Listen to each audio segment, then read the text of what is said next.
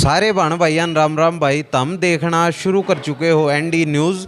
और इस वक्त बड़ा खुलासा जो भिवानी संघर्ष समिति है, जो संगठन है, उसने कराया है, जिसके अध्यक्ष हैं सुशील वर्मा जी।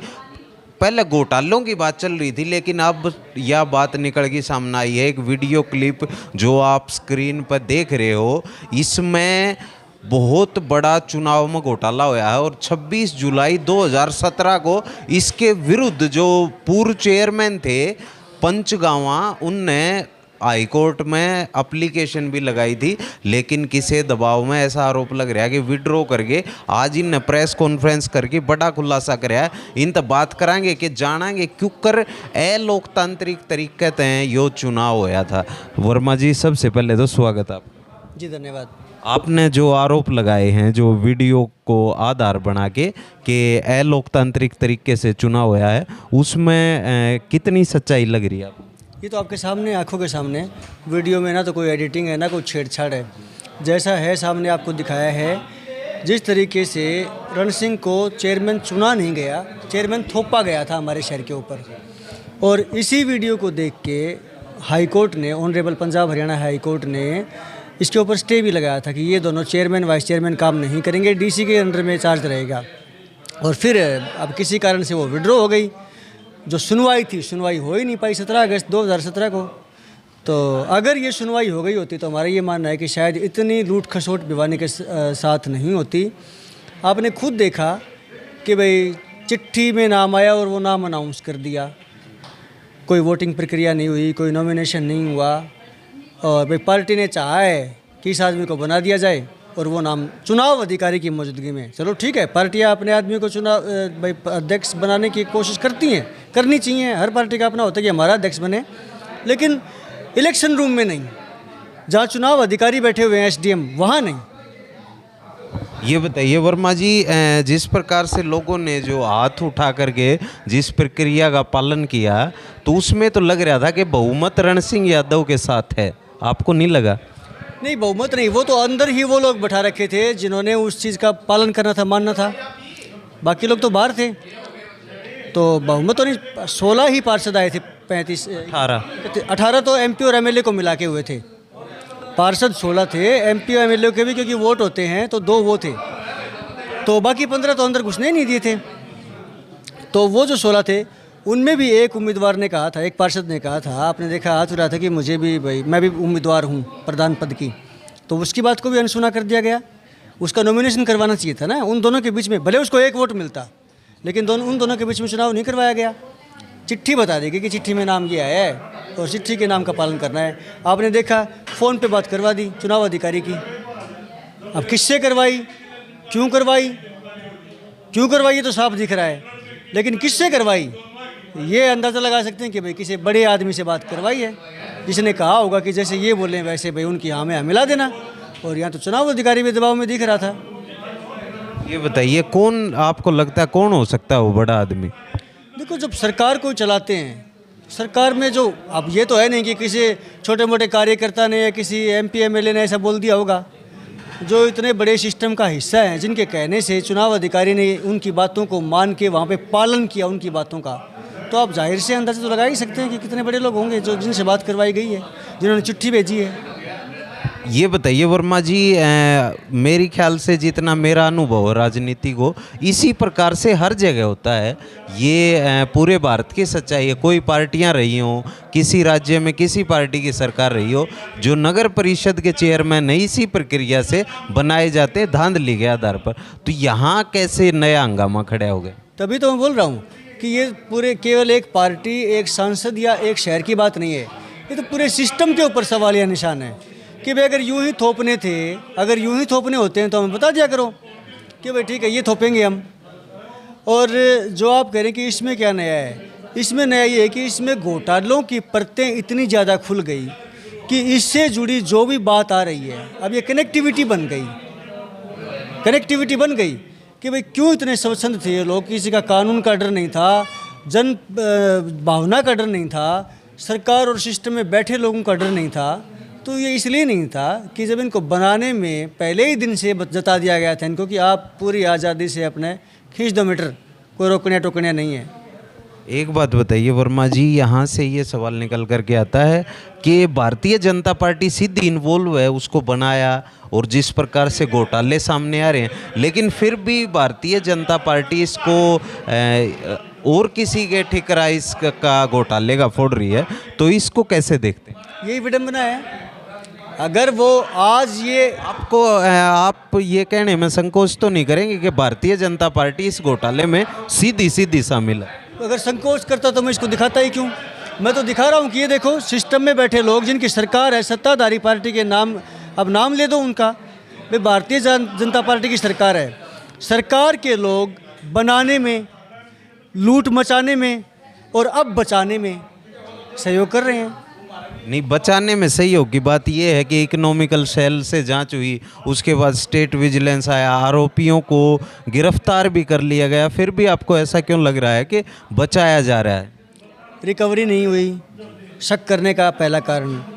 दूसरा कारण, नहीं, ये तो जो प्रक्रिया उसको तो फॉलो किया जाएगा ना। अब कानून अपना काम करेगा। अब ट्रायल के लिए भेज दिया है और पहले ही आरोपी बना देना, कितने आरोपी ट्रायल में रहते हैं, अंडर ट्रायल। अब ये तो कोर्ट को फैसला करना है कि वो दोषी हैं या नहीं है। मैंने कुछ कागज़ दिए हैं आपको, जिसमें ये विजिलेंस के इंस्पेक्टर की स्टेटमेंट है जो कोर्ट में सबमिट हुई है कि 10 करोड़ 50 लाख रुपए 2 दोस्तों के पास रखे जाना बताया गया है, और वहाँ लेके जाने की बात भी है उसमें, जो 2 दोस्तों के नाम हैं।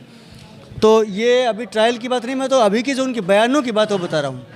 वो रिकवरी नहीं हुई, हमें तो अंदेशा है कि रिकवरी तो हुई होगी, लेकिन दिखाई नहीं गई किसी दबाव में।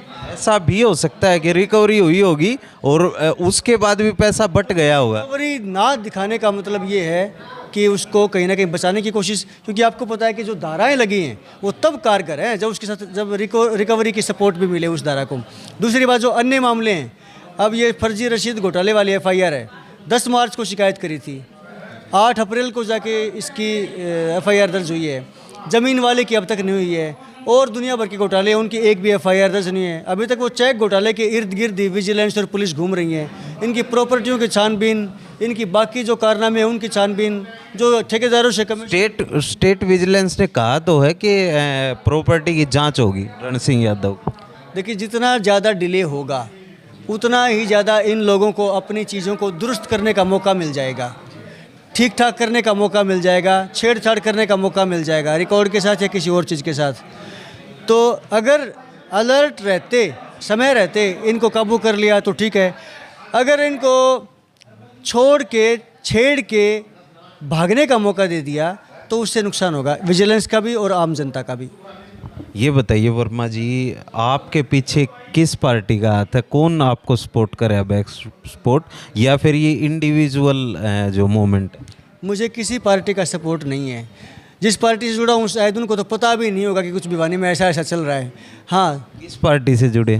समाज के लोगों का मुझे पूरा सपोर्ट है। जो आम भिवानी के नागरिक हैं, सामाजिक संगठन है, जो टीम है, उनका बहुत सपोर्ट हासिल है, और उन्हीं के सपोर्ट के दम पे और भिवानी शहर के आम लोगों के आशीर्वाद के दम पे ये लड़ाई छेड़ रखी है। आगे कहाँ लेकर के, किस और इस मोमेंट को लेकर के जाएंगे? सड़क पे आंदोलन होगा या फिर कानून के रास्ते इस आंदोलन को अंजाम तक पहुंचाया जाएगा? दोनों काम होंगे। ज़रूरत पड़ी तो सड़क पे भी उतरेंगे, लेकिन क्या आपको नहीं लगता कि अब तक ज़रूरत नहीं पड़ी है? पड़ी है तो उतरे भी हैं। जब ज़रूरत पड़ी तो सड़क पे उतरे भी हैं, पुतले ही फूके हैं, उनका असर भी हुआ है, उनका रिजल्ट भी है।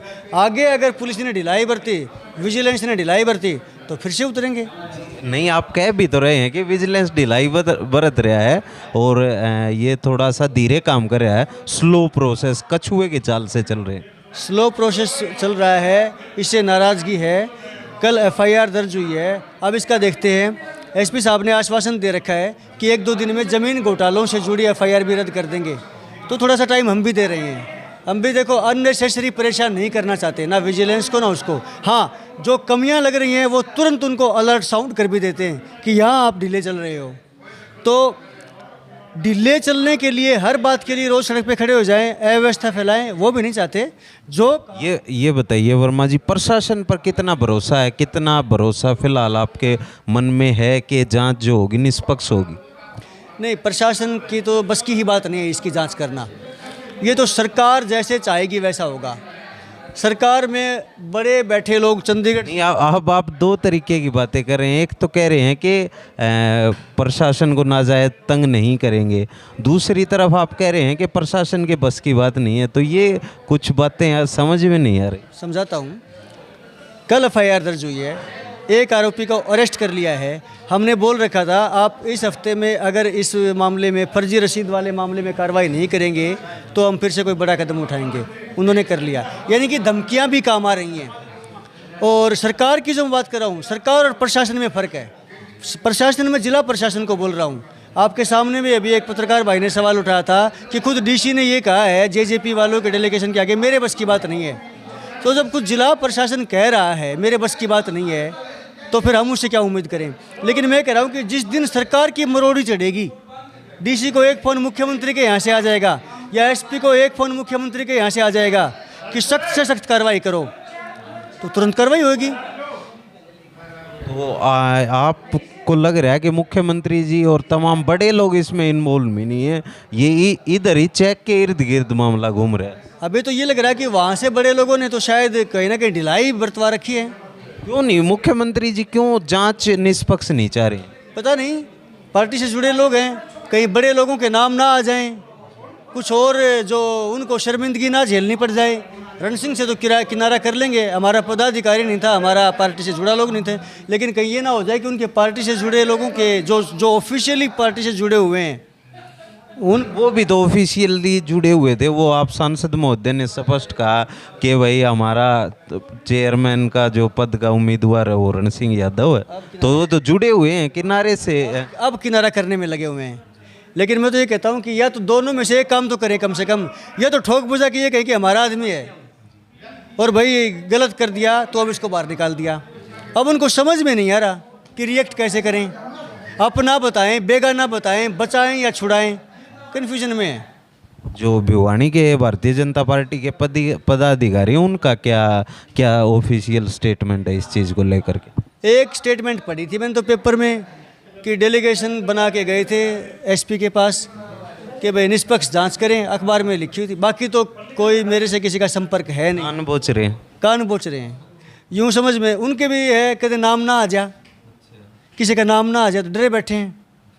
कुछ लोगों का जिनको पता है कि भाई शामिल थे वो इस कोशिश में है कि नाम ना आवे, और कुछ लोग ये हैं कि इनका नाम ना आना चाहिए। उनमें भी तो एक से नहीं है ना, आपस में वो भी तो सिंह फंसा रहे हैं आपस में। वो जिनमें ये है कि इनका नाम आना चाहिए वो तो कोशिश करेंगे कि सब चीज़ें उजागर हो, और जो लोग हैं जो जिनके हाथ रंगे हुए हैं वो इस कोशिश में है कि मामला दब जाए। अब तो वो स्टेटमेंट भी काफ़ी दिन हो गए सुने कि हलक में तो जबान खींच लेंगे भाई। ये तो पुरानी बातें हो गई, कोई कुछ भी बोल सकता है, बिना हड की जीभ है, लेकिन बोलने में और करने में फ़र्क होता है। अब तो नाम भी आ लिया कई बार, आप लोगों के चैनल पे भी और कई चैनल पे आ लिया, तो सबकी जुबान भी सुरक्षित है और सबकी जीभ भी सुरक्षित है। तो अंत में क्या संदेश देना चाहेंगे वर्मा जी?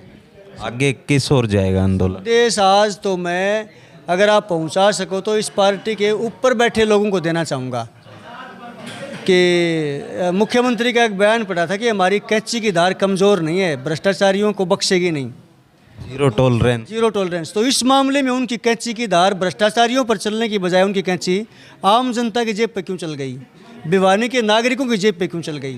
वो कैंची की डायरेक्शन ठीक करें, और भ्रष्टाचारियों पर चलाने में उनकी कैंची क्यों चूक रही है।